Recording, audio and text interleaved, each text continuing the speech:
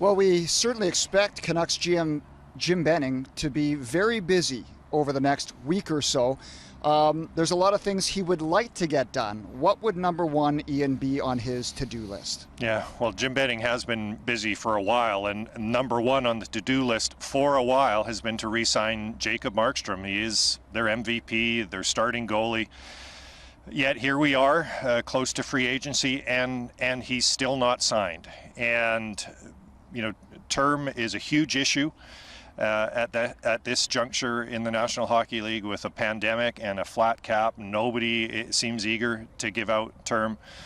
And so whether they get him done or not, it's hard to say. But everything flows, at least financially, everything on the Canucks flows down from Markstrom. If they can't get Markstrom done, do they have to go out and get a veteran goaltender to tandem with Thatcher Demko? Yeah, I think either way they have to have a move at some point in goal after they sign or don't sign Jacob Markstrom, because if they don't have Markstrom, as good as Thatcher Demko was in his rookie season, he was solid, not spectacular, but he was spectacular in that 1 week in the bubble in Edmonton in the playoffs.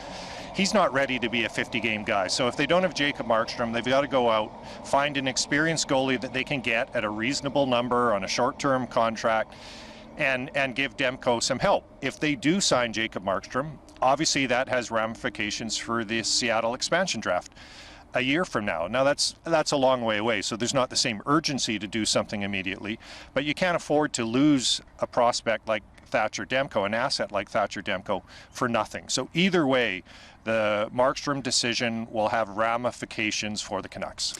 The Canucks have said there is a way that they can sign all three of Markstrom, Toffoli, and Tanev. Ian, is there a scenario where they don't get any of them signed? Well, absolutely, because in every negotiation, there's always the chance that you don't come to an agreement. Otherwise, it's not much of a negotiation. It's one side dictating to the other. And these are three negotiations the Canucks have with their unrestricted free agents.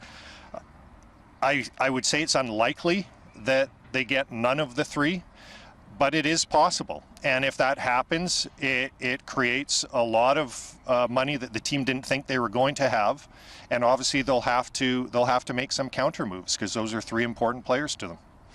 Now, I think with the restricted free agents, we believe that Tyler Mott will get done. He will. But the other two, Virtanen and Stetcher, is this still just all waiting to see what happens with clearing up some money, or the three key unrestricted free agents? I think it's certainly tied to the unrestricted free agents. I think Stetcher and Virtanen are in slightly different situations. Troy Stetcher, near as we can tell, the club really likes him, and he's a very good defenseman for them. I was going to say depth defenseman, but he can play up the lineup, but he's versatile. He's a guy that you want on your team. The problem is, what would the qualifying offer and potential salary arbitration look like?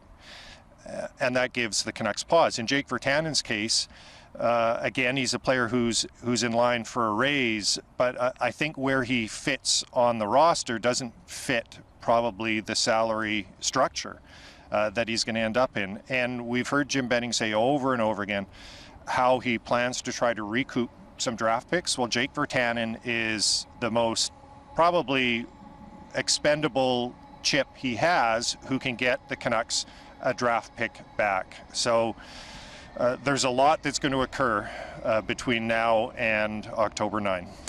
Uncertain times in Canuck land, but certainly exciting times as well.